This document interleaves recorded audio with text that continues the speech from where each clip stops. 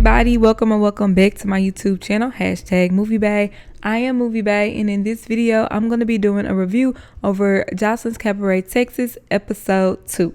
But before I get into it though, I would like for y'all to drop down and hit the subscribe button. Thank you. Because here on moviebae I do reviews, reactions, and commentary to movies and television, and if that is the type of content you like, you might as well stick around and hit the subscribe button. And if you find yourself enjoying my commentary along the way, don't be afraid to give me a thumbs up and or drop a comment down below.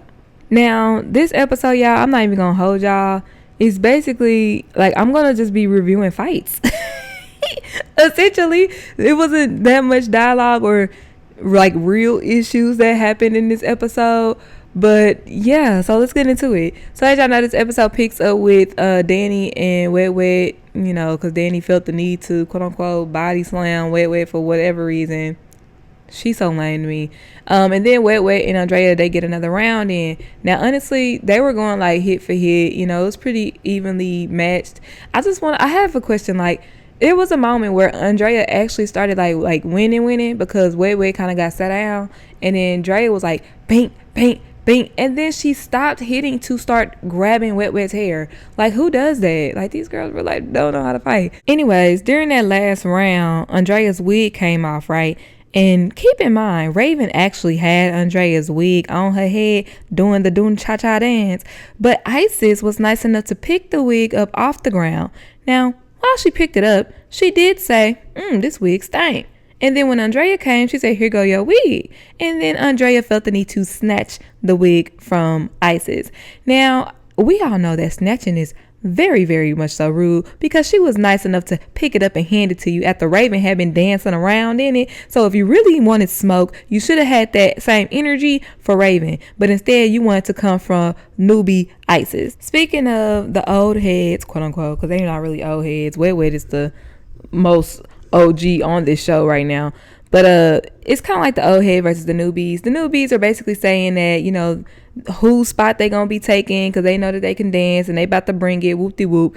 But they do end up just chalking it up to friendly competition, and I like that they were able to do that, because at the end of the day, we all saying the same thing, that we all talented, we all gonna make the tour, and we know that it's a competition. So some people's spots essentially are gonna get taken. And let's be honest, Raven had a point that, you know, y'all saying y'all gonna make it, but y'all don't know how to handle Joseline like we know how to handle Joseline. But at the same time, Raven, can she dance? Can Diamond dance? Like, I don't think those two can really dance. Now, I do know that Andrea and Danny, they actually have some skills. But those two, I wouldn't be surprised if y'all spots did actually get taken. So after this, Chinx felt the need to call out Lexi Gold. She was like, oh, so we ain't got no beef no more? Like, we good? And Lexi Gold was like, oh, girl, I didn't even see you sitting right there. So they have beef from the quote-unquote club days, as Lexi Gold calls it. And Lexi Gold says that her boyfriend called himself having some hoes, and Chinx was one of them. Now, Lexi Gold says, you were giving my dude your money. Like, he was tricking on me with your money.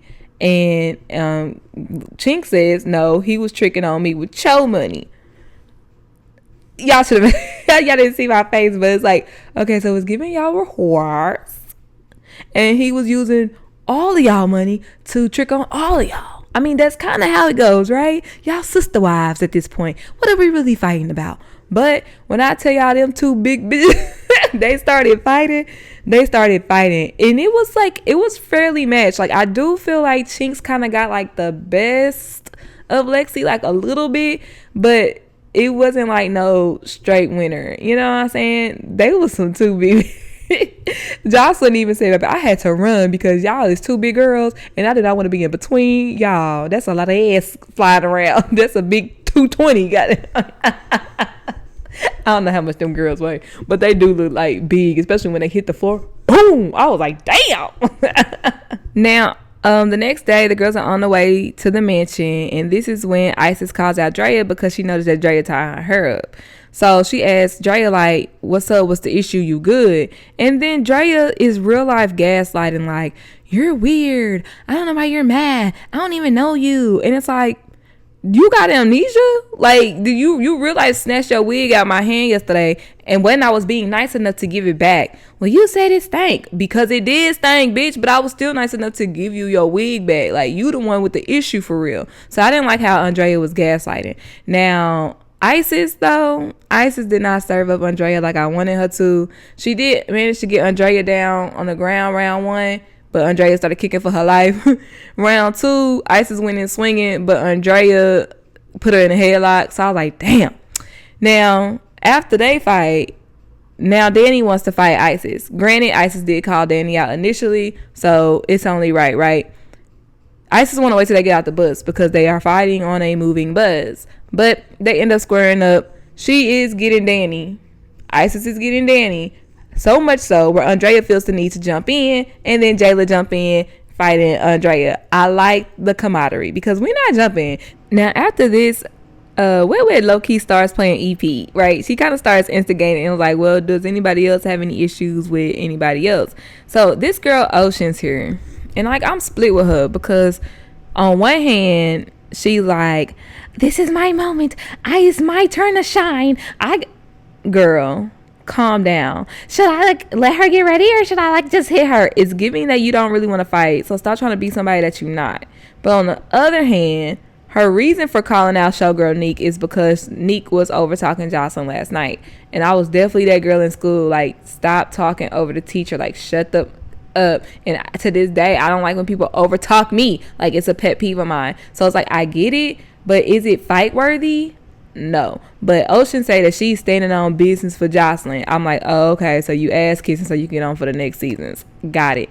Well, showgirl Neek showed her that I'm not the one to quit. Round 1, Neek was definitely mopping that girl up. Wah, wah, wah, period. Wide hits and all. Still getting her. Now the round 2, I don't know why Neek tried to stand up on the seats, like straddle both seats, to try to fight Ocean, because she definitely ended up falling, and that's when Ocean was able to get a couple licks because she was balled up in the fetal position on the floor. Now, I low-key wasn't feeling it for whoever was in the background saying, get her, Becky. Like, I could never in my life. You would never catch me in my life. Period. I don't care if good sis was in the fetal position. Speaking of Oceans, well, not even Oceans, Wet was instigating. And Oceans also said that she had a problem with Jayla. Jayla was like, so you got a problem with me too? And she was like, well, not really, but, I didn't like that you were over talking. And then Jayla just got up and started spurring off on her. Don't know how Jayla fell, but she fell. And once again, Oceans got what the fuck? Like, what's going on, y'all? Y'all real life pissing me off. Not y'all letting this red girl beat y'all up on TV. Y'all, get your, you make me mad. So the girls finally make it to the house, and this is when Joseline kicks Wet out immediately. Now, granted, Wet did come in just with that Wet energy, though. She was like, yes, we look good, yes. And Joseline was like, Wet, be quiet, get out the house. Just get out. Close the door behind you. I understood Joseline's frustration in that moment, because it's like, it is a time and a place. I'm happy that you happy, but I'm trying to get these instructions out real quick. And for me to do that, I need you to leave. So I low-key understood Joseline in that moment. Now, while Wet is outside and the girls are getting their rooms, Wet is popping her coochie all over the lawn, y'all. All over the lawn. So Joseline calls Wet back in, and this is when they get into a heated discussion. Okay? Joseline was like, Wet, help me help you. And Wet was like, speaking of helping, you told me you was going to help me get my teeth done and you never did. So they going back and forth about that. I like the fact that Wet is standing on her 10. She not scared of Joseline. And Joseline, you need to work on this. She immediately wants to resort to violence. No, Joseline did not put her hands on Wet, but it's like, I don't even want to talk to you right now because I'm going to hit you. And that we too grown for that. So she done called Andrea. I was like, oh, her little pit bull about to come. But I am kind of happy that Andrea did not fight Wet, but Andrea was trying to calm Wet down. So I was like, okay, cool. After that, Joseline kicks Wet out again, because Wet was like, if you want me to go, I'll go. Like, I'm the show. I'll leave. Like, if this is what you want. And Joseline was like, just get out. Now, because Wet Wet had been outside dancing, yelling, and all type of stuff, and she's still outside popping her ish, the police have been called.